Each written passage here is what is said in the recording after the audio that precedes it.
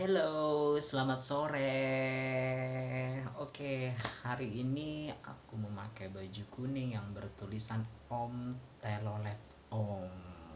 Wow, Om Telolet Om. Oke, kalian tidak boleh fokus ke tulisan ini ya. Yang kamu fokus adalah tentang curhatan saya atau cerita saya yang mau saya ceritain sore ini. Oke, jadi sore ini suasana di rumah sepi karena ibu saya sama kakak-kakak saya semuanya itu lagi keluar, lagi semacam ziarah ke Banten, Banten Lama, ke penjara ke Banten Lama.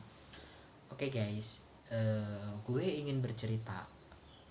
Jadi selama ini saya hampir 1 tahun saya menyukai seseorang, tapi gue gue berusaha untuk setia sama seseorang itu, dan terbuka sampai dia membukakan hati untuk gue gitu loh, untuk yang benar-benar semacam yang tadinya biasa-biasa aja, tapi karena udah lama-lama timbul-timbul perasaan sampai gue pribadi terbuka dari mulai keseharian saya, kepribadian saya, orang tua saya semua ini. Ya begitulah ya, gitu loh kan, namanya percintaan ya gitu loh. Dan aku sadar, dan aku meyakini itu, kalau emang itu jodoh gua pasti nggak akan kemana dong, iya dong gitu loh.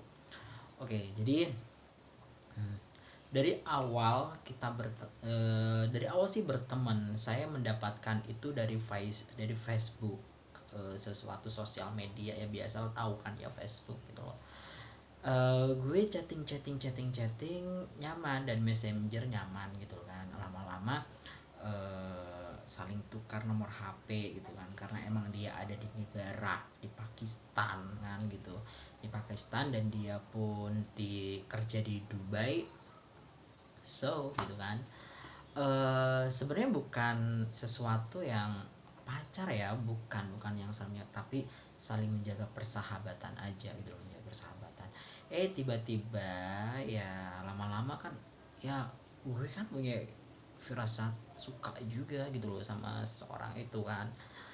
Dari setiap saya sih, kalau misalnya udah menyukai seseorang itu, uh, udah pernah bilang saya orangnya suka romantis. Kalau udah satu satu saya itu, kalau emang serius serius gitu. Gue tipenya orang seperti itu, gue tipenya seperti itu ya. Jadi gitu. eh jadi kita menjelang di bulan Maret semalam gitu kan, emang dari chatting pun aku hampir tidak percaya sih ya gitu loh, sama yang orang yang saya sukai ini gitu kan. Saya nggak akan bakal membuka hati saya jika dia tidak akan memulai gitu loh.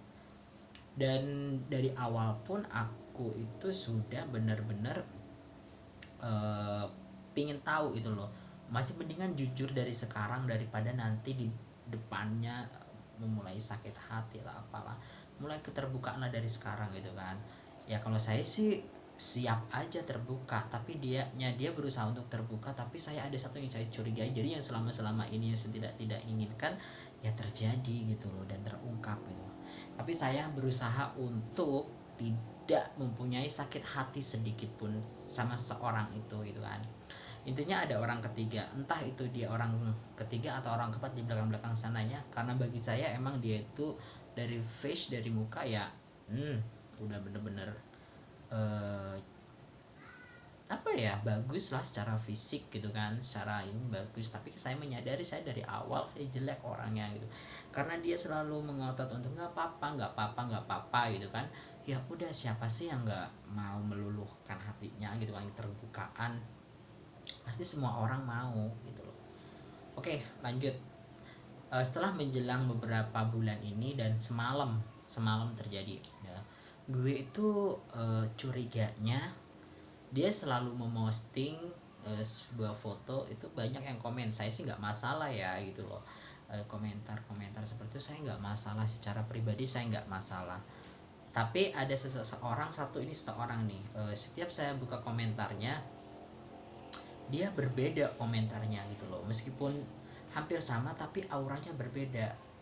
Kayak jadi mungkin aku mau jadi mungkin ada sinyal-sinyal yang bener-bener mengasih tahu gua gitu loh kalau ini kayaknya ini orang ini suka disuka, karena setiap saya lihat postingan fotonya lagi, aduh, oh berarti orang ini gitu kan, orang itu orang itu orang itu orang itu terus, orang-orang itu terus ya.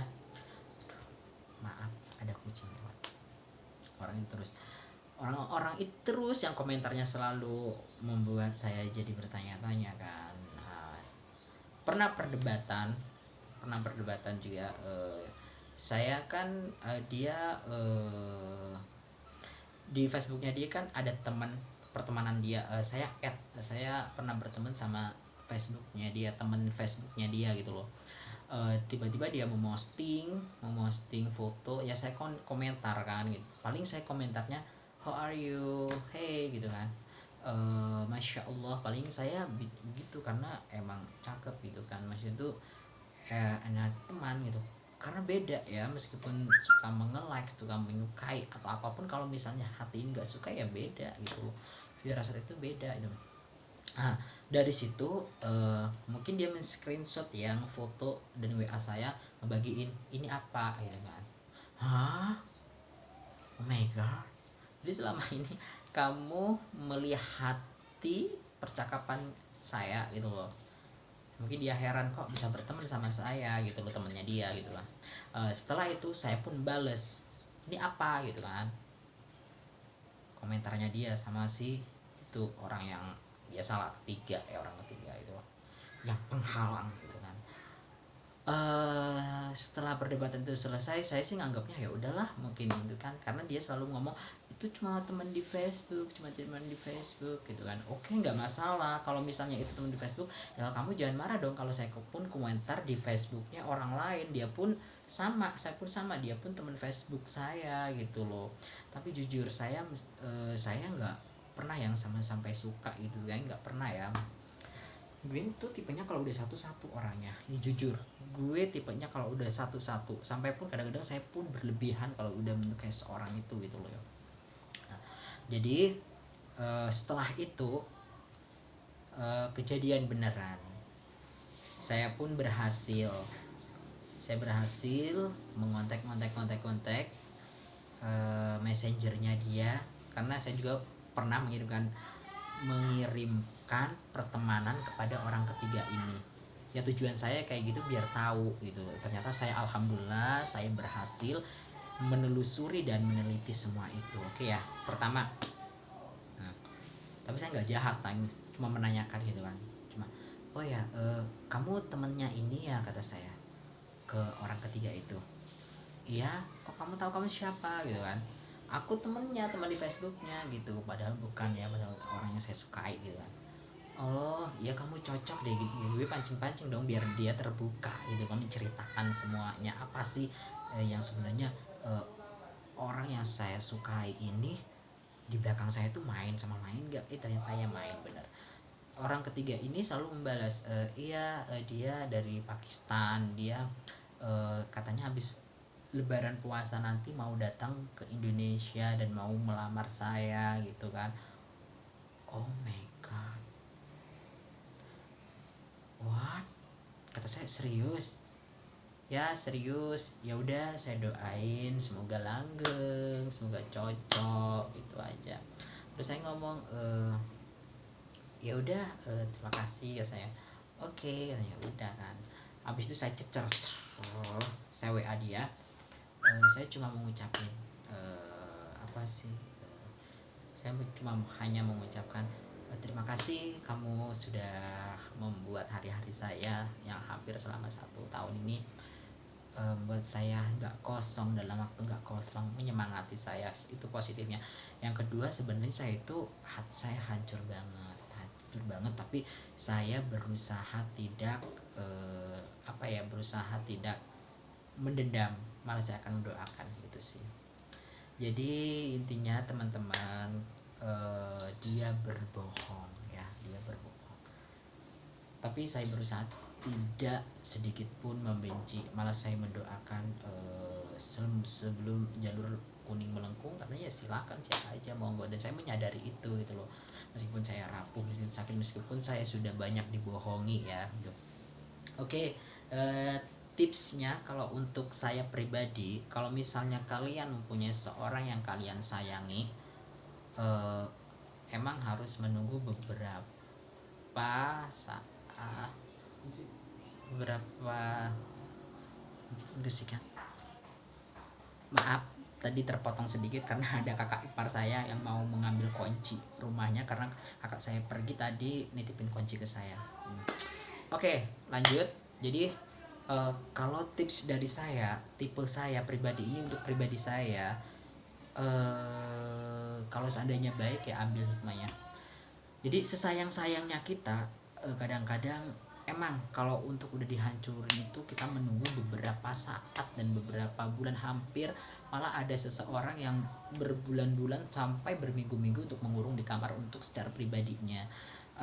Dan saya pun mengambil hikmah dari itu, mengambil apa ya namanya ya, setiap seorang yang seperti putus cinta lalu dia, aku berdoa mudah-mudahan jangan terjadi ke saya, karena saya meyakini jika emang jodoh gak akan kemana. Jika orang itu menyakiti saya, sok atau sakiti, kalau kamu udah, yang penting kamu jangan membalasnya. Jika kamu itu selama ini sudah selama terbuka ke pasanganmu, atau sudah bener-beneran serius sama pasanganmu, jika mengkhianati biarin, ikhlasin, tetap tersenyum meskipun hatinya sakit, pasti itu gitu kalau pribadi saya ya. Jadi untuk saya mendoakan, dan saya sih tidak tidak akan membalas seseorang itu tanpa harus mendendam, tanpa harus itu. Intinya satu, kalau misalnya dia ada tipe orang juga yang kayak udah nomor HP-nya di blok aja, udah nomor HP-nya dihilangin aja atau dihapus. Tapi kalau untuk saya antara memilih di blok sama dihapus, saya milih dihapus. Itu kalau hapus, kalau misalnya ada pilihan seperti itu. Tapi untuk pribadi saya tak biarin aja gitu. Itu karena saya nggak, ciri-ciri saya nggak pendendam banget. Saya sih masa bodoh banget, meskipun hati hancur ya mendoakan aja. Saya yakin pasti akan menemukan suatu saat untuk pendamping saya gitu ya. Pasti. Yang penting sabar ya, sabar. Sekali lagi saran dari saya, kalau misalnya ada kalian yang pernah pengalaman seperti gua gitu loh, yang bener-bener disakitin di belakang ternyata main gitu kan, tapi nggak masalah, no problem ya, oke. Dan kalian harus sabar, terus lakukan kegiatan-kegiatan yang biar semua hilang. Entah itu kegiatan seperti menyapu, mengepel, kalau emang sekalian suka menyapu ya menyapu, kalau cewek itu, cowok itu kan aktivitas. Terus berkumpullah sama teman-temanmu gitu ya, kalau emang kalian suka berkumpul gitu loh, pokoknya lakukan aktivitas agar itu cepat hilang, dan minta dukungan dari temanmu dan bercerita ke temanmu. Siapa tahu kan temanmu bisa memberikan saran gitu loh, biar kamu tidak sakit hati ya. Intinya jangan membalas sayang ya, intinya jangan membalas kebencian, itu nggak baik, apalagi secara aturan syariat Islam itu nggak baik ya. Oke, kita ambil hikmahnya, kita sabar, kita berdoa, semoga orang yang tersakiti, orang itu biarin Tuhan yang semuanya, biarin Allah yang membalasnya kebaikannya. Kita doain semoga hidupnya bahagia sama dia, dan orang ketiga atau orang keempat di belakangnya jangan sampai tersakiti lagi. Doain itu aja yang terbaik. Dan oke, udah sore, dan jika itu bermanfaat silahkan kalian mencoba praktekkan. Oke, kalian bisa mempraktekkan itu ya. Oke. Tunggu aku cerita saya curhat selanjutnya. Semoga diberi kesempatan, dan semoga aku memberikan motivasi lainnya atau cerita-cerita lucu yang lainnya. Gue insya Allah akan nge-share itu, dan kalian yakin, dan jika kalian mempunyai bakat bercerita. Kalau misalnya nggak pandai menulis, bukan nggak pandai ya, maksud sorry maaf bukan nggak pandai, kalau misalnya malas nulis ya mendingan video. Jadi untuk pribadi, konsumsi pribadi kan bisa dilihat gitu ya. Oke, bye, sampai ketemu selanjutnya, dadah.